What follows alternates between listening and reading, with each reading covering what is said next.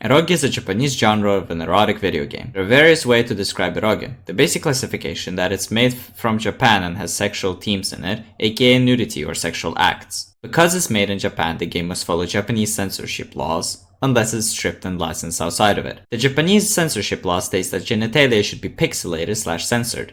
If you have played these type of games, you most likely stumbled upon this censorship. In this video, I will be talking about the history of eroge, different subgenres in eroge, and famous or infamous companies that make/made eroge games. Starting off with the history, in 1980s, you already saw some erotic hits in Japan on the PC 8800s. Now famous Japanese companies such as Enix, Square, and Nihon Falcom also released erotic adult games for the PC 8801 computer in the early 1980s, before they became mainstream. Yes, Enix and Square were companies on their own before they merged together into Square Enix. The 1980s eroge games were very simple role-playing adventure games, often text-based with color graphics. As time went on, the early 1990s, eroge became way more common on the X86000 or MS-DOS. Eroge was way less common on consoles. At that time, only a NEC PC Engine series had officially licensed adult games, and Sega Saturn came in from the mid-90s. Both Nintendo and Sony did not allow adult video games on their console. In 1992, there was a company called Elf that released Dokusei, where the player had to win the affection of the female characters, therefore making it the main aspect of the story, and into an interactive fiction. And so the first dating simulator was born.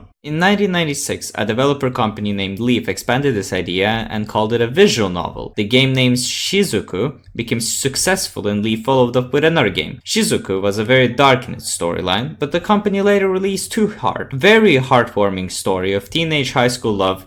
It became one of the most famous and mainstream eroges ever, to the point where its soundtrack would be played in karaoke bars. Now, as time went on, visual novels began to have less sexual content in them and more focused on the story. Many people who were against visual novels started to understand that it wasn't about only sex anymore. During this time, a lot of subgenres came up. Subgenres. Visual novels can also be a genre in of itself. It's usually an interactive text-based game, often has anime-style art, but can also have different stuff like live-action stills. In terms of eroge, you have your old-school Ero Flash games, dating simulators, visual novels, the good old side of RPG Maker games. Basically think of anything and you can most likely make a hentai out of it. The term eroge later evolved to be used as erotic games, no matter if it's from a Japanese developer. Basically, eroge got more known to the Western market. Famous/infamous companies.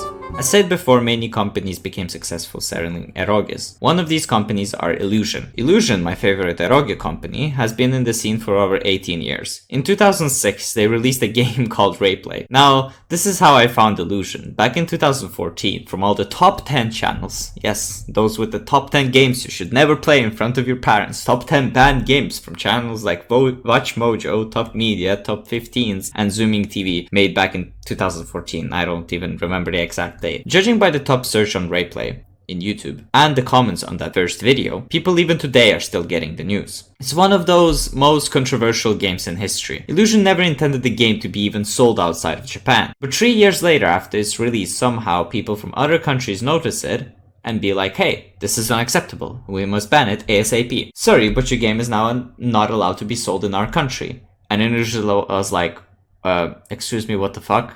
It was never supposed to be acquired outside of Japan. And then they're like, your game is banned in Japan now as well, by the way. And Illusion is like, well, okay. Then Illusion redeemed themselves and never released a game like that ever again. Okay, less about Illusion. Let's talk about other companies. Like Tia Time. Tia Time was a company merged together with Full Time. Their most successful release was a series called Love Death. In June 21st, 2013, Tia Time and Full Time announced that they will be disbanding with their latest game, Love Death Final. Love Death was an interesting game that got sort of mainstream with even PewDiePie playing it. Lastly, we have Kiss. Kiss right now mainly focuses on custom-made 3D2 and has been focusing on it for a couple of years.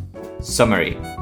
Now that you got yourself freshed up about eroge and what it is and where it came from, you may ask, what games do you recommend, senpai? Well, that's something for another video. I want to add that this is not everything. This video only covers the surface of what there is about eroge games. These games are quite more than something you just do a quickie on. In other words, these games are a culture. If there's something I missed, corrections, or if you have any questions, put them down in the comments below. Thank you for watching.